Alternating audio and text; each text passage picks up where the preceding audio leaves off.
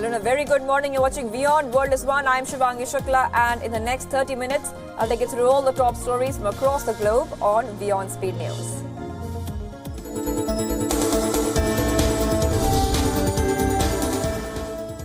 Search and rescue operations is still on for the Indian Air Force's AN-32 transport plane that went missing near Alo in Arunachal Pradesh on Monday. The plane with 13 people included 8 crew members and 5 members on board. It lost contact with ground station after a few minutes. It took off. The IAF has launched a massive search and rescue mission and pitched in 2 special operation aircraft to locate the missing aircraft.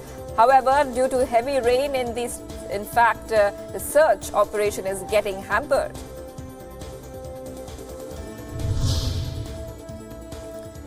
The Pakistan's armed forces have decided not to receive an increased share under this year's defence budget. Pakistan's Prime Minister Imran Khan has in fact lauded the stringent cuts of the defence budget by the army in the wake of country's critical financial situation. Imran Khan has said that the government would divert the money saved on development of, in fact, merged tribal areas and Balochistan. Reports suggest the armed forces have also decided to forego some of its development program.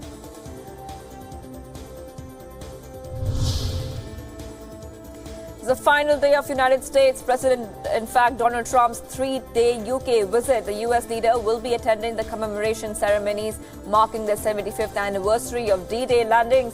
D-Day, or the Normandy invasion, was a major Allied operation that eventually led to Nazi Germany's defeat. World leaders, including French President Emmanuel Macron and German Chancellor Angela Merkel, are also expected to join Trump.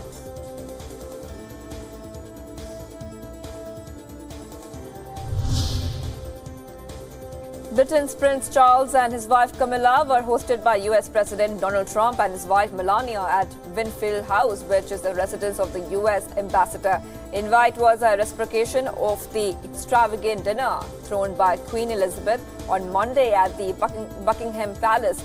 The invitees, in fact, also included the likes of Prime Minister Theresa May and Foreign Secretary Jeremy Hunt.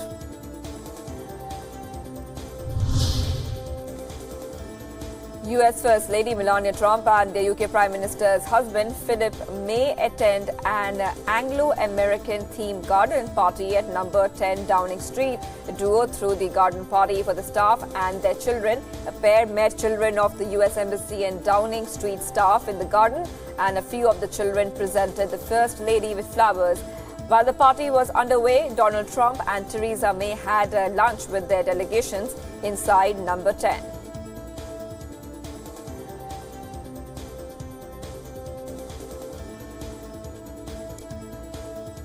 Australian Prime Minister Scott Morrison met Queen Elizabeth at the Buckingham Palace in London. Morrison was accompanied by his wife Jennifer. This is Morrison's first visit to the UK. The Australian leader is in the UK to take part in the D-Day commemorations. It's not quite on the way, but it was an important visit to meet the new Prime Minister. A successful trip and the Royal British Legion, Britain's largest veterans charity, organised a 6-day cruise for 300 veterans as part of remembering the famed evacuation at Dunkirk. Cruise started from Dover on Sunday and headed for Dunkirk, famous for the mass evacuations during the Second World War. They have arrived back in Britain to take part in the main D-Day celebrations and sailed to Normandy to mark the anniversary of the landings. The Royal Navy organised a water performance and also took some of the veterans on a trip around, in fact, the harbour.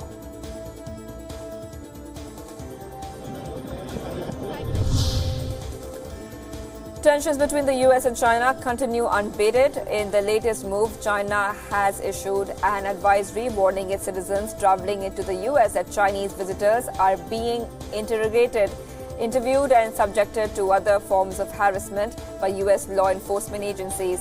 A warning urges Chinese citizens and Chinese-funded bodies in the US to increase their safety awareness and preventive measures and respond appropriately and actively.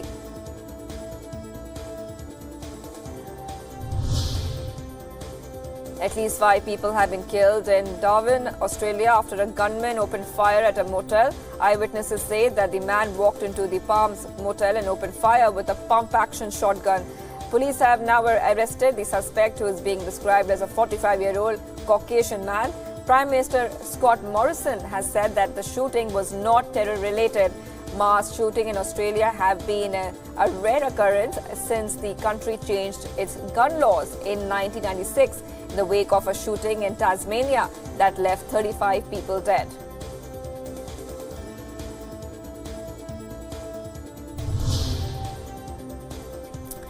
Qatar has rejected the outcome of an emergency summit held in Saudi Arabia on escalating regional tensions with Iran. Last week, leaders from across the Organization of Islamic Cooperation met in Saudi Arabia amid efforts to isolate Iran on the international stage. The isolation comes due to Iran's alleged attempts to destabilize the region. Qatari Foreign Minister Mohammed bin Abdul Rahman Al Thani has said that Qatar does not support the outcome of the Saudi summit. Many expected that the attendance of Qatar at the summit was a sign of improved relations between Qatar and the other Gulf states.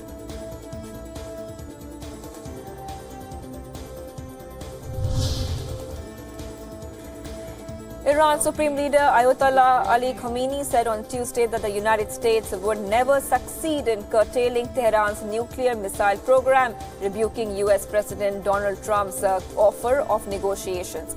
Tensions between Iran and the US have flared in the past year after Washington pulled out of a deal between Iran and global powers to curb Tehran's nuclear program in return for lifting international sanctions. Trump has condemned the nuclear deal signed by his predecessor Barack Obama as flawed for not being a permanent solution to Iran's nuclear ambition.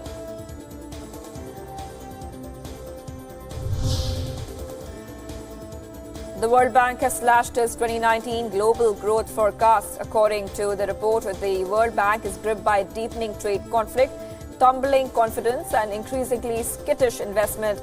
The world economy is expected to expand by merely 2.6% this year. That would be the slowest calendar year growth since 2016. The World Bank has kept its 2019 forecast for US growth at 2.5%.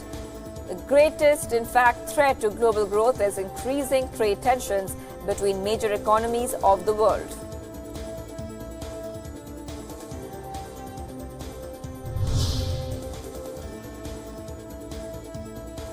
Debates have started in the Peruvian parliament after President Martin Vizcarra called for a confidence vote in the country's Congress. A vote is expected later in the day after the debates are concluded. If the Congress, now controlled by the opposition, votes against the government, President Vizcarra can authorize the dissolution of the current Congress and call for new elections. The vote is part of President Vizcarra's efforts to pressurize the legislators into passing his anti-graft proposals.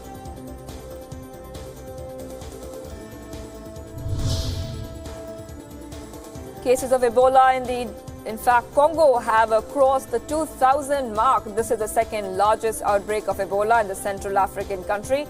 WHO officials are calling the situation a sad and frustrating milestone and warn that, security incidents are holding back the agency's response.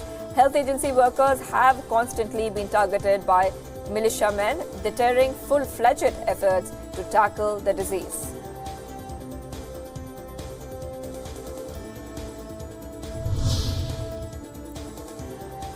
French workers are threatening to bring the world's biggest, Nutella factory to a near standstill. Tensions have been mounting at the Ferrero-owned site in Villiers-Calais in a showdown over salary negotiations. Activists from the Workers' Force Union have been barring trucks from entering or leaving the factory for a week. Unions and the company say the blockade has nearly halted production. A plant produces a staggering 600,000 jars of the chocolate and hazelnut spread every day, a quarter of the world's production.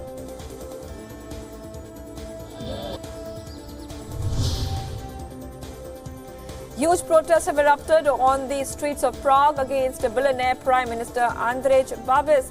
The Prime Minister has been accused in a conflict of interest case involving his earlier business and an old European Union subsidy.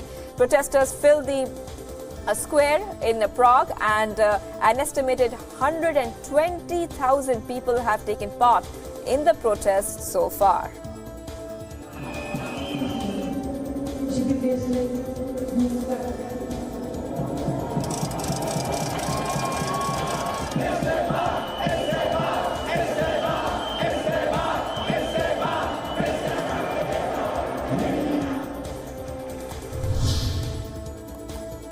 Protests have erupted in Ukraine after a shocking incident where the police fatally shot a 5-year-old boy. Two policemen were allegedly drunk and were shooting at bottles and canisters in an apartment building where the boy sustained a head injury. The head of the police force in Kiev, where the incident happened, has resigned and has asked to be transferred. Ukrainian president has promised swift action and said that the incident should serve as a lesson for everyone.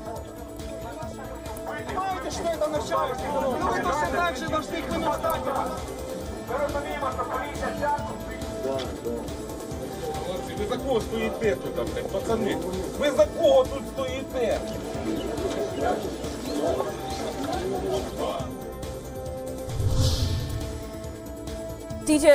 Teachers working in Chilean public schools have struck work for the second consecutive day over their demand for better working conditions. The teachers were also protesting against a proposal to make physical education and history optional subjects. Protesters were seen carrying black coffins and black balloons, symbolizing the sad conditions of public education in Chile. While these protests have been restricted to the Chilean capital, a national march is expected to be held on Thursday.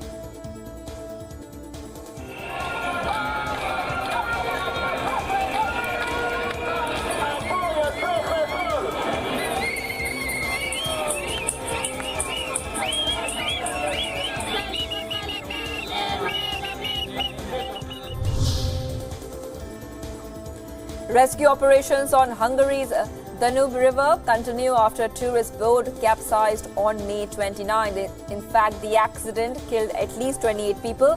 Most of the tourists on the boat were South Korean. The search has extended hundreds of kilometers south into Serbia as bodies have floated downstream. The river's flooding has hampered recovery work, but officials say that the waters are receding now.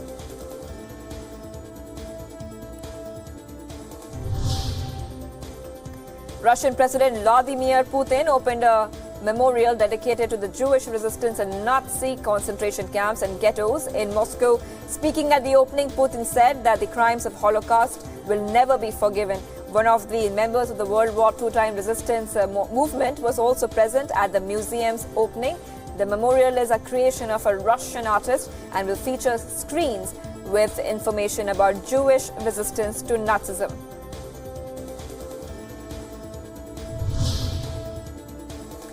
Canadian city of Ottawa has been hit with yet another tornado. This is just after 8 months of when powerful tornadoes wreaked havoc across the region. Tornado was first spotted in East Ottawa suburb of Orleans.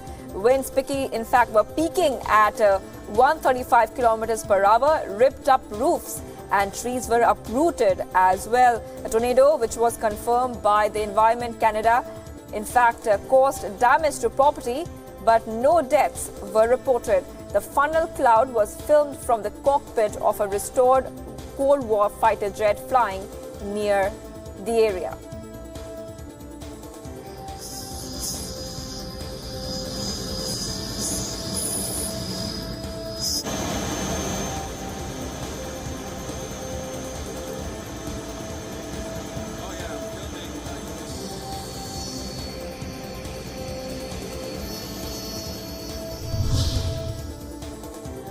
The world marks 35th Environment Day today and will be celebrated across 100 countries. This year, China is the global host of the World Environment Day celebrations.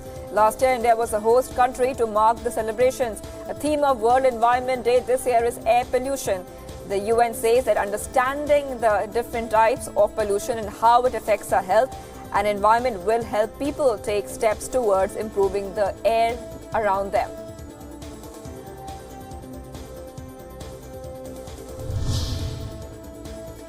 Pakistan will celebrate Eid today after an official announcement by the Ru'yat al-Hilal Committee. Pakistan being a is mostly Sunni, celebrates Eid a day after most of the Muslim world. India and other Sunni Muslim countries are also celebrating the end of the holy month of Ramadan. Residents of the Khyber Pakhtunkhwa province celebrated Eid on Tuesday, while the rest of the country will celebrate it today.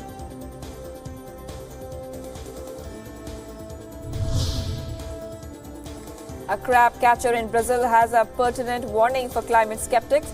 Jose da Cruz, in fact, captures about 4 or 5 dozen crabs a week that earn him $50 a week. However, rising water levels and deforestation are threatening the natural habitat of the very creatures that Cruz catches for a living. Cruz said that mangroves themselves are resilient to rising water levels, but creatures like the crabs and oysters that Cruz harvests less so.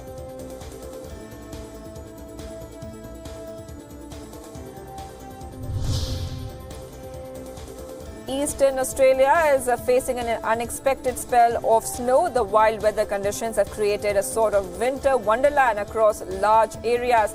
Damaging winds and large swells caused travel delays across Sydney.